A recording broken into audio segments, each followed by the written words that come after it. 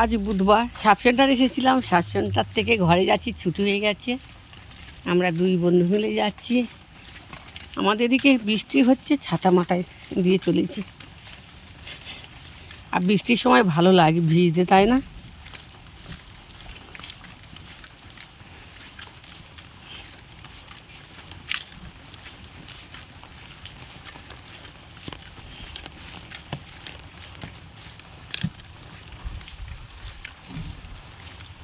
খুব জোরে এক পশলা বৃষ্টি আসবে, তাই না বিদিকা?